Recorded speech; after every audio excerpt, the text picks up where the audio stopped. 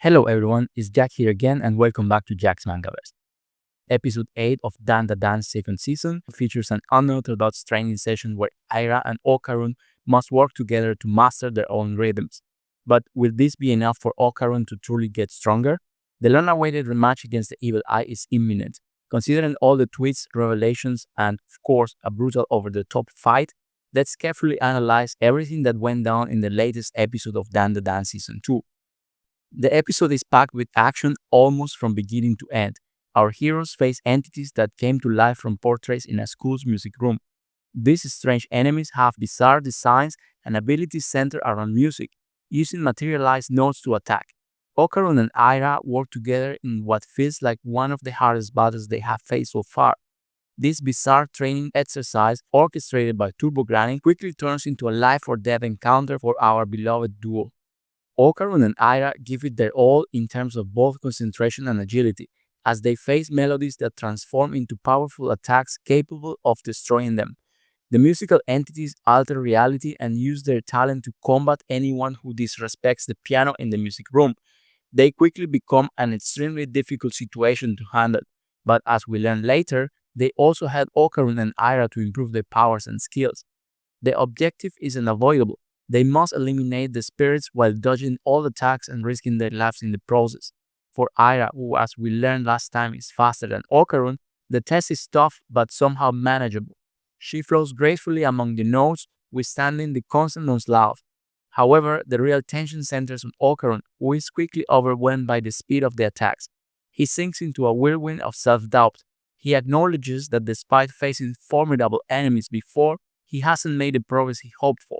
He always thought that simply fighting stronger opponents would make him grow automatically, but here he faces the painful realization that he is a dead weight. This moment of vulnerability shows him at his most human, revealing the insecurity hidden behind his brave facade. Things start to get even more complicated when Aira begins to wear down. No matter how hard she tries, the attacks become overwhelming and her resistance falters. A moment of carelessness almost cost her dearly, and if not for Okarun's quick reaction, she would have been seriously injured. Inspired by the need to protect his friends and the rhythm of the Hayashi band, Okarun finds a new way to move. He finds his own battle rhythm, flowing across the multiple musical notes and saving Aira in the process.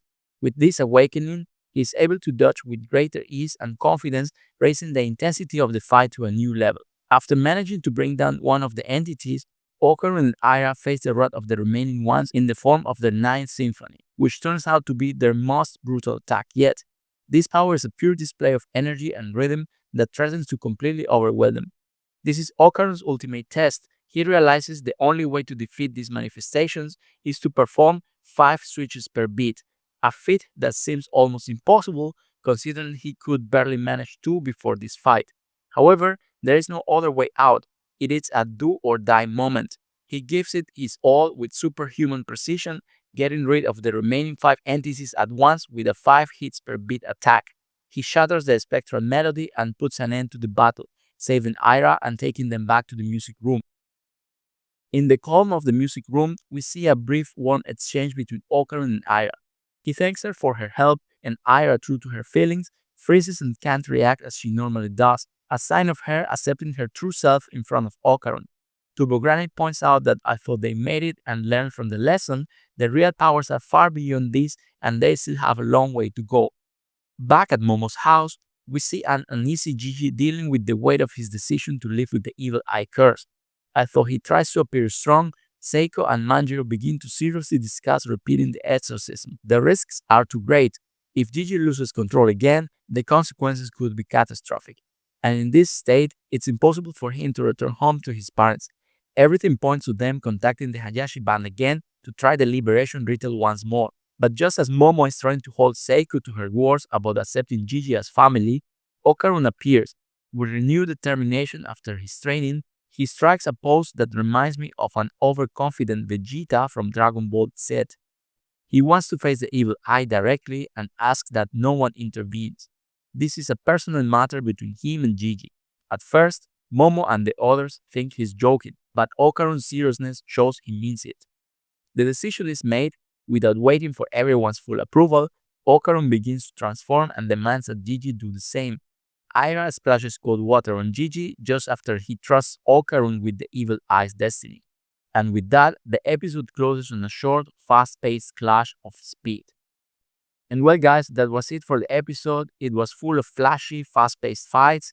To be honest, at some points it felt chaotic and disorganized, but I'm glad that the fight didn't drag on into the next episode. I also expected the training to be something less unorthodox. Somehow, the growth felt automatic and contradictory to exactly what Okarun was thinking about himself. However, I do like that Aira is dropping her mask and becoming her true self in front of Okarun, but the emotional weight of the episode was really small. Because of that, and despite the flashy fights, I'm giving it a personal score of 7 out of 10. And now it is your turn. What do you like about the episode? Please give this video a like or drop a comment to help me grow my channel, and I'll see you in the next one. Bye!